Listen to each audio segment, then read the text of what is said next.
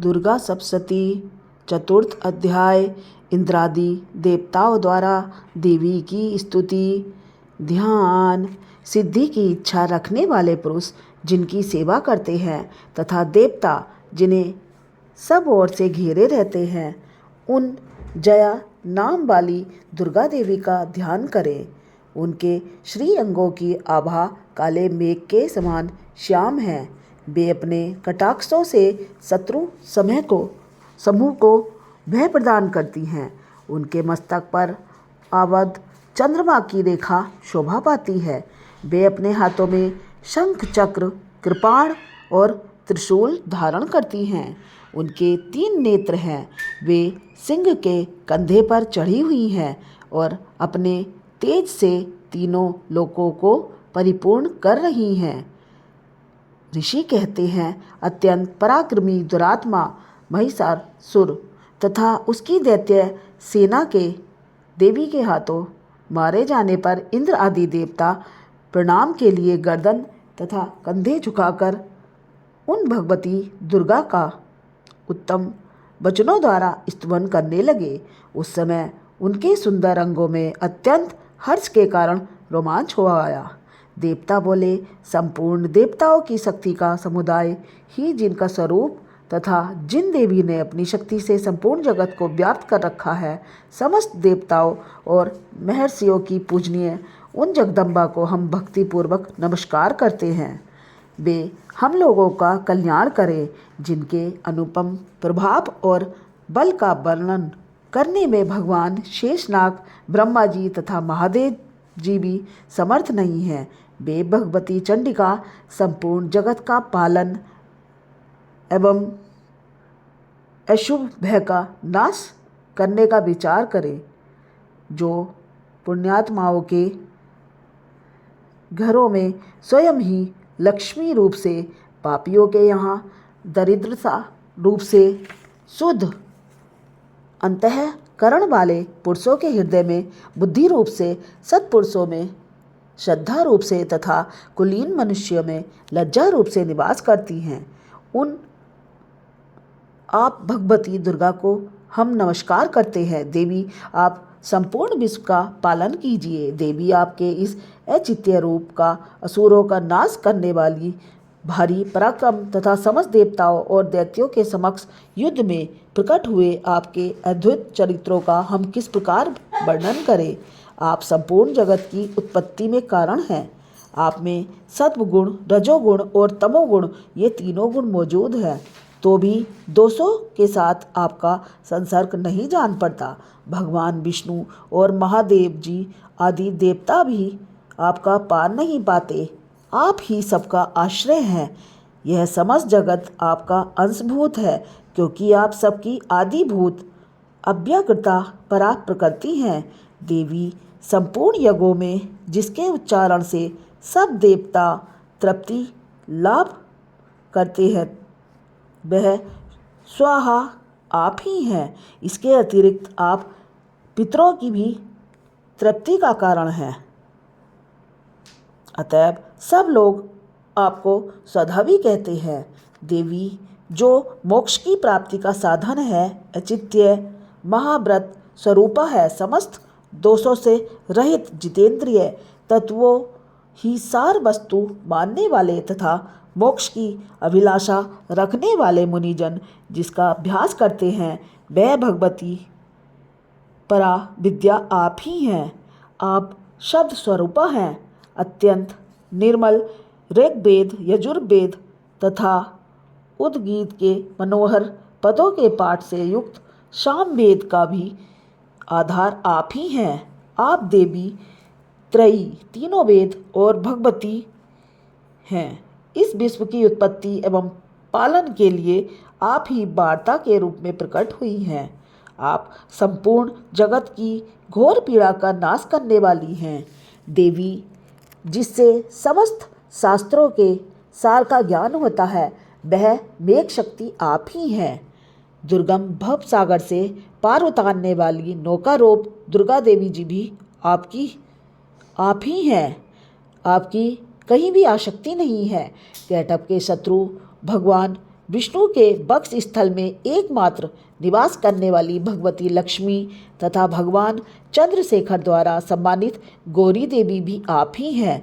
आपका मुख मंद मुस्कान से सुशोभित निर्मल पूर्ण चंद्रमा के बिंब का अनुकरण करने वाला और उत्तम सुवर्ण की मनोहर कांति से कमनीय है।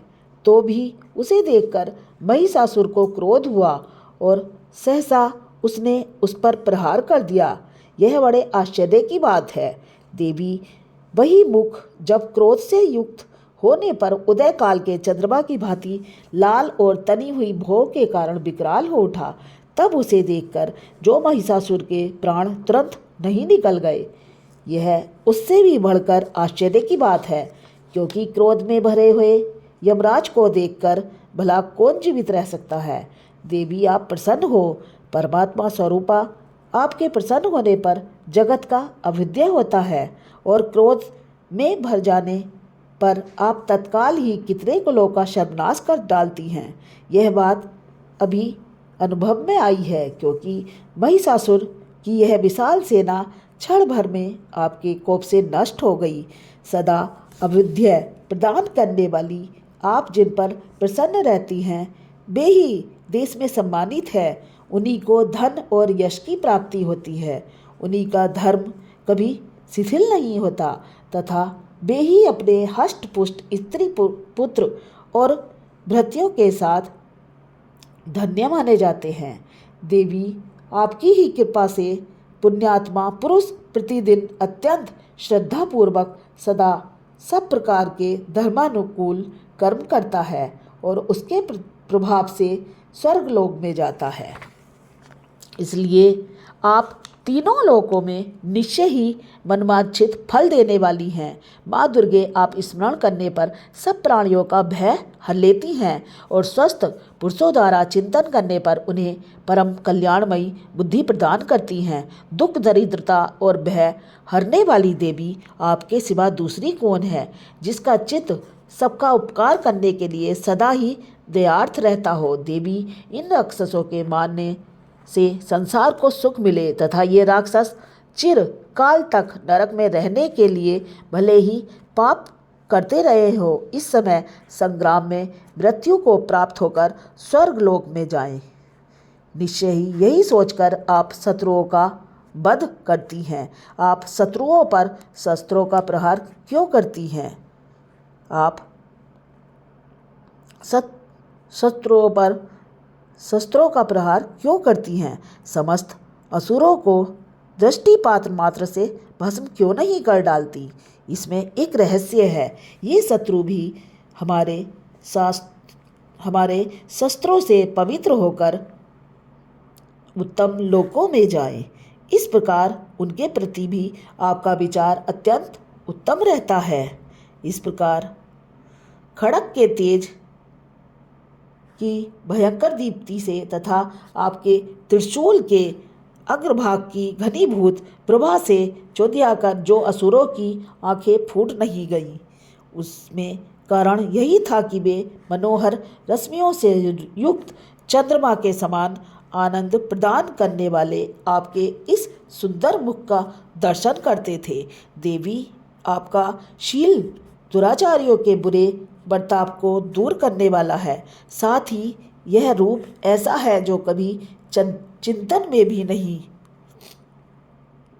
आ सकता और जिसकी कभी दूसरों से तुलना भी नहीं हो सकती, तथा आपका बल और पराक्रम तो उन दैत्यों का भी नाश करने वाला है जो कभी देवताओं के पराक्रम को नष्ट कर चुके थे। इस प्रकार आपने शत्रुओं पर भी अपनी दया ही प्रकट की है। वरदायिनी देवी आपके इस पराक्रम की किसके साथ तुलना हो सकती है? तथा शत्रुओं को भय देने वाला एवं अत्यंत मनोहर ऐसा रूप भी आपके सिवा और कहाँ है? हृदय में कृपा और युद्ध में निष्ठुरता, ये दोनों बातें तीनों लोकों के भीतर केवल आप में ही देखी गई हैं।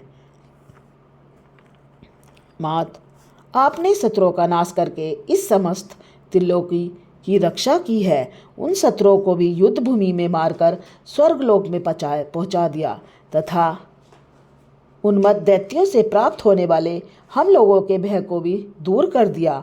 आपको हमारा नमस्कार है। देवी, आप सूल से हमारी रक्षा करें। अंबिके, आप खड़क से भी हमारी रक्षा करें तथा घंटा की ध्वनि और धनुष की टंकार से भी हम लोगों की रक्षा करें। चंडिके, पूर्व, पश्चिम और दक्षिण दिशा में आप हमारी रक्षा करें तथा ईश्वरी, अपने त्रिशूल को घुमाकर आप उत्तर दिशा में भी हमारी रक्षा करें। तीनों लोकों में आपके जो परम सुंदर एवं अत्यंत भयंकर रूप विचरते रहते हैं, उनके द्वारा भी आप हमारी तथा इस भूलों की रक्षा करें। अंबिके, आपके कर पल्लवों में शोभा पाने वाले खड़ग, शूल और गदा आदि जो अस्त्र हों, उन सब के द्वारा आप सब ओर से हम लोगों की रक्षा करें। ऋषि कहते हैं, इस प्रकार जब देवताओं ने जगन माता दुर्गा की स्तुति की और नंद नवन के दिव्य पुष्पों एवं गंध, चंदन आदि के द्वारा उनका पूजन किया, फिर सबने मिलकर जब भक्ति पूर्वक दिव्य धूपों की सुगंध निवेदन की, तब देवी ने प्रसन्न वदन होकर प्रणाम करते हुए सब देवताओं से कहा, देवताओं, तुम सब मुझसे जिस वस्तु की अभिलाषा रखते हो उसे मांगो।